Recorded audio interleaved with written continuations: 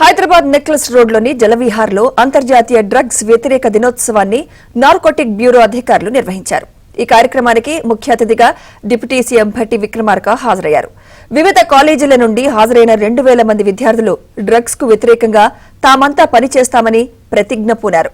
యువత జీవితాన్ని డ్రగ్స్ విచ్ఛిన్నం చేస్తోందని, కౌన్సిలింగ్ ద్వారా వారిలో మార్పు తీసుకురావచ్చు అంటున్న విద్యార్థులతో మా ప్రతినిధి శశి మరింత సమాచారం అందిస్తారు.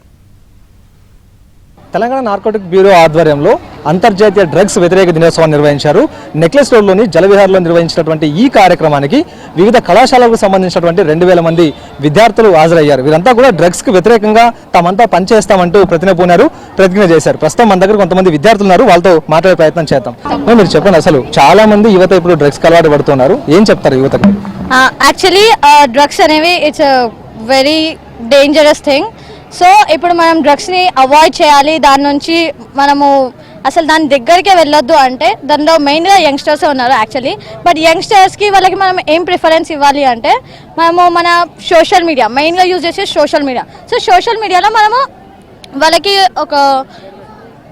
వాళ్ళకు అవేర్నెస్ తీసుకుని రావాలి. మనం సోషల్ మీడియాలో awareness in the posters, stories, highlights ఇవన్నీ మనం యాజ్ యూజువల్ పెడతాం. సో మనం ఆ ప్లేస్లో మనం పెట్టే నాన్ సెన్స్ థింగ్స్కి బదులు మనం సే నో టు డ్రగ్స్ అనేది మనం ప్రిఫర్ చేసి మనం మన కాలేజెస్లో మనం క్యాంపెయిన్స్ లేదా ఏమైనా ఎన్సీసీ, ఎన్ఎస్ఎస్ ప్రోగ్రామ్స్ అలాంటివి చేస్తే మనము ఇక్కడ డ్రగ్స్ నుంచి మనం తెలంగాణ ఫ్రీ ఫ్రమ్ డ్రగ్స్ అనేది జరుగుతుంది. మీరు చెప్పండి, అసలు ఇప్పుడు డ్రగ్స్ అనేది చివరి కాలేజ్ గేట్ వరకు కూడా వస్తూ ఉన్నాయి.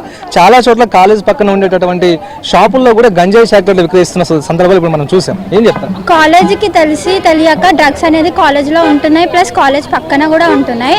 సో అది అనేది మనం కాలేజ్ ఫ్యాకల్టీ అనేది చూసుకోవాలి. ప్లస్ కాలేజ్ ఫ్యాకల్టీ అనేది రెస్పాన్సిబిలిటీ కాదు, కాలేజ్ స్టూడెంట్స్ కూడా వాళ్ళ ఫ్రెండ్స్ అయితే ఎవరైతే డ్రగ్స్ తీసుకుంటున్నారో వాళ్ళని బాగా ఫ్రెండ్స్ అనేది ఫస్ట్ ఎంకరేజ్ చేస్తున్నారు. ఎప్పుడైతే ఫ్యాకల్టీ పీపుల్స్ అందరు కాకుండా ఫ్రెండ్స్ తీసుకుంటారు కాబట్టి ఫస్ట్ ఫ్రెండ్స్కే తెలుస్తుంది మనకి.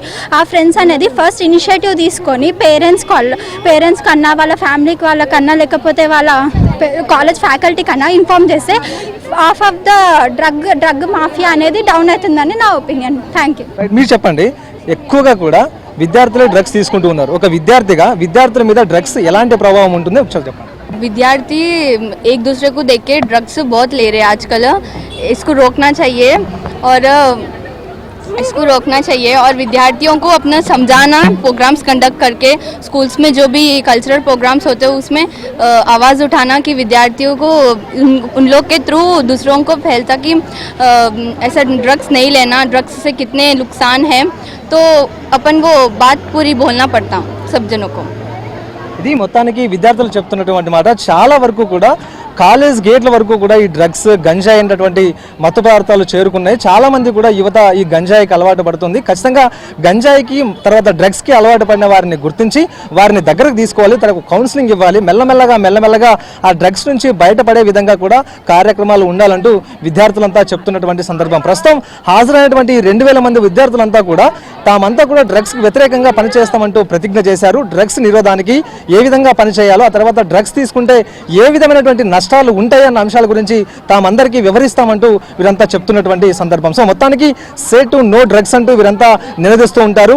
డ్రగ్స్ ఫ్రీ తెలంగాణగా మార్చడానికి తమ వంతు కృషిని తాము చేస్తామంటూ విద్యార్థులంతా నినదిస్తూ ఉన్నారు. కెమెరా పర్సన్ ప్రమోద్తో కలిసి శశి, ఏబిఎన్ ఆంధ్రజ్యోతి.